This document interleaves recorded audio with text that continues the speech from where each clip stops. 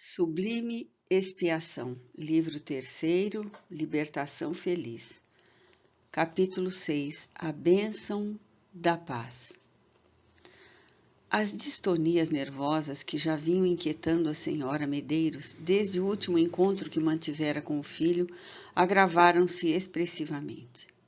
Após o diálogo franco entre ela e Lúcia, enraizara-se-lhe no espírito a disposição de encerrar aquele terrível capítulo da existência por meio da eliminação pura e simples do moço.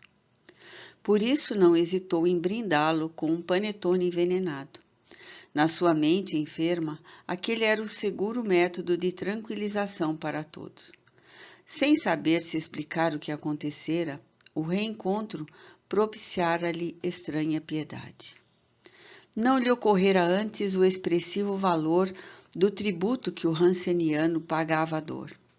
Pensara exclusivamente em si própria, nos seus interesses contrariados. No entanto, quando ouvira as sofridas exclamações daquela alma martirizada, resolvera se libertá-la da canga do assassínio. Seria um ato de piedade, uma aplicação da eutanásia. Não recearia fazê-lo, nem sequer pensara nas consequências legais, desde que as questões morais do crime, mesmo na primeira tentativa frustrada, não lhe vieram a razão atormentada. A despedida, acompanhando o filho enfraquecido, alquebrado, como se fora construído de delicados cristais, transparentes e destroçados, a carregar o veneno que o iria destruir, dominou-a incoercível tristeza. Desejou arrebatar a guloseima fatal, gritar-lhe a confissão que a aliviaria de toda aquela dor, mas não pôde fazê-lo. O orgulho a que se aferrara durante a vida e a indiferença pelo filho, o estranhado ódio sustentado por muitos anos impediram-na salvar-se do que viria depois. Pela imaginação em desalinho, acompanhou toda a viagem, concebeu a cena da tragédia, meditou nos resultados, experimentou os desencontrados sentimentos de alegria tresloucada e de arrependimento tardio. Refugiou-se depois à espera das notícias do infausto acontecimento. A excitação pouco a pouco dominou-a, passando a estado de hipersensibilidade paranoica. Vinculada a adversários do pretérito e em desequilíbrio psíquico, rendeu-se à mortificadora obsessão. Mentalmente via Lúcia contorcendo-se sob a ação do tóxico letal, remanescente da subconsciência que fora fixada fortemente na tragédia de Faenza. Descambando do descontrole, que se lhe tornou a total alucinação de longo curso. Francamente, Dona Angelina enlouqueceu, vítima da incúria e da rebeldia. Não soube sequer da desencarnação do filho que se desenovelara dos tecidos físicos 20 dias após haver retornado à colônia. O Dr. Euclides Medeiros providenciou psiquiatra amigo para assistir a esposa no lar, receoso de conduzi-la a um frenocômio, e preferindo arcar com os efeitos do desequilíbrio dela, capaz de confidências que deveriam morrer ignoradas. É claro que também ele conhecia, de certo modo, os planos da consorte, e esforçava-se por ignorá-los.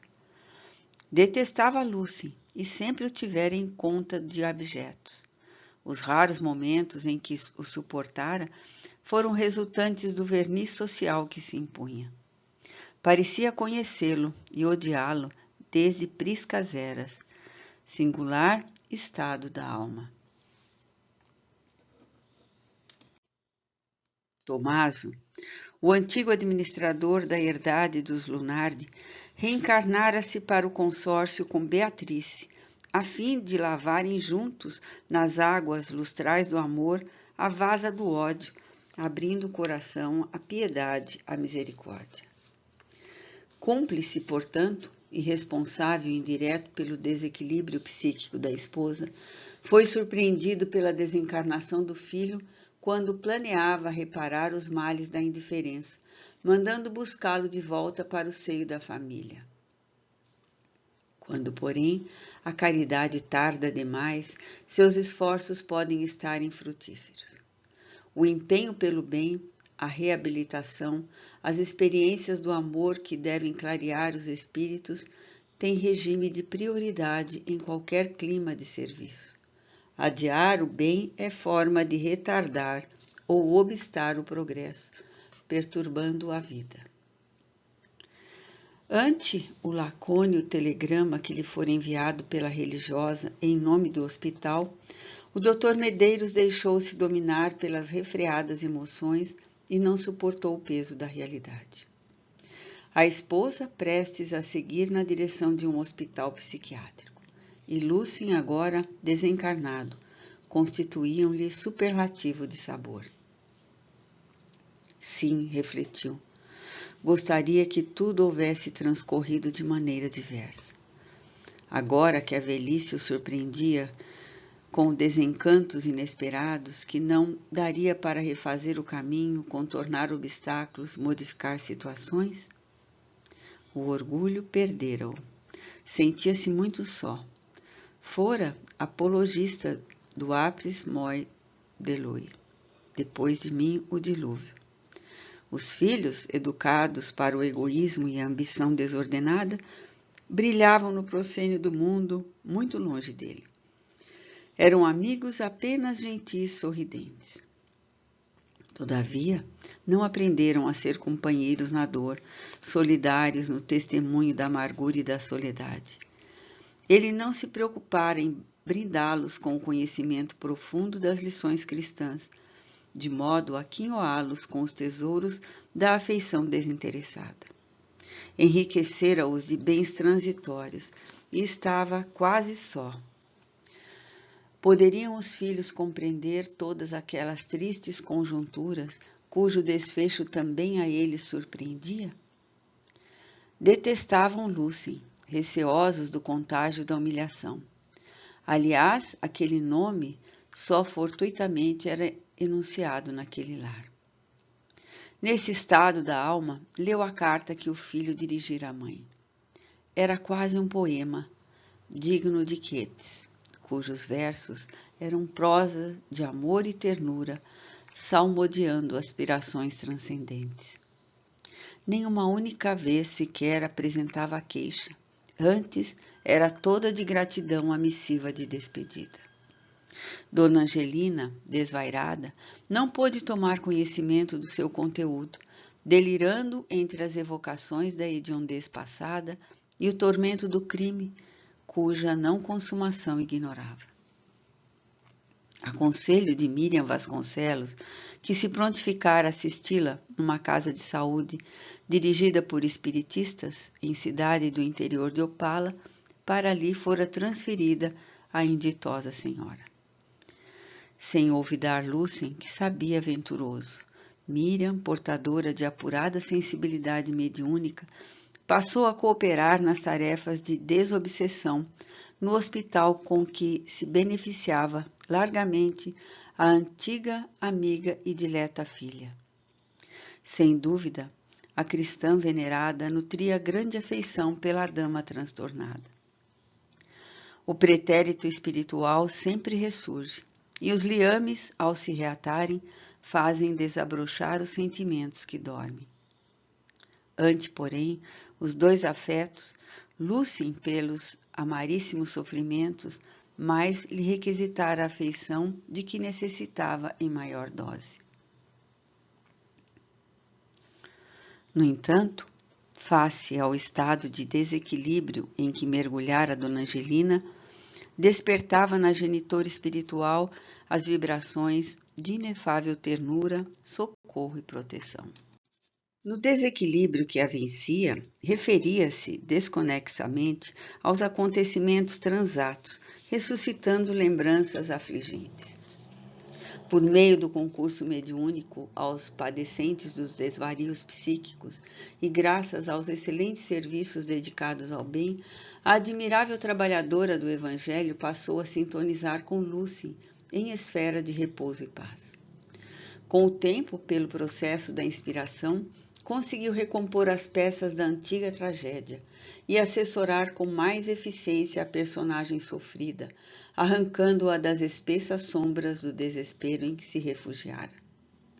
Os perseguidores desencarnados foram cuidadosamente atendidos e, com a bênção do tempo, Lúcien, recuperado da cirurgia profunda realizada pela morte, retornava para ajudar Miriam no cometimento salvacionista. Ajudada pela preciosa terapêutica psiquiátrica, de eficientes resultados na reorganização dos implementos da emotividade, a organização psíquica de Dona Angelina se rearticulou lentamente, facultando-lhe participar da psicoterapia desobsessiva. Após as alucinações, advieram os estados de entorpecimento e desinteresse, que cederam lugar ao reacender dos centros da vida mental que a concitavam a voltar à realidade. 6 meses depois de internada, e já em relativa tranquilidade, retornou ao lar, como medida de readaptação familiar para a consolidação do tratamento. A acolhida jubilosa do esposo e dos demais familiares propiciou-lhe renovação e entusiasmo, antecipando-lhe a possibilidade de reconstruir a vida quase destroçada. Estimulada pela sadia convivência ao lado de Miriam, passou a assistir às prelações doutrinárias do Centro Espírita Discípulos da Verdade, reajustando-se intimamente ao programa da caridade.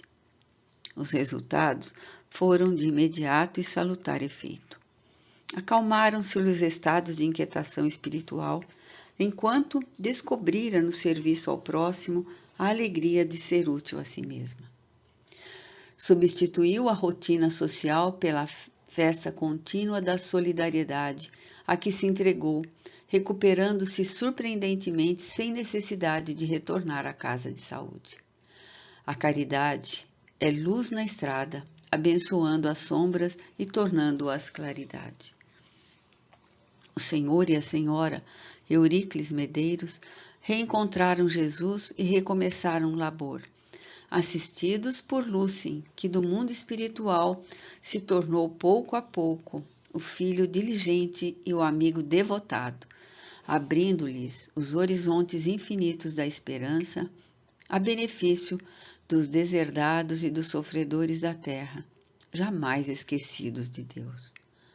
A reencarnação expiatória libertou o Calceta, ensejando a aventura àqueles que lhe sofreram o guante cruel.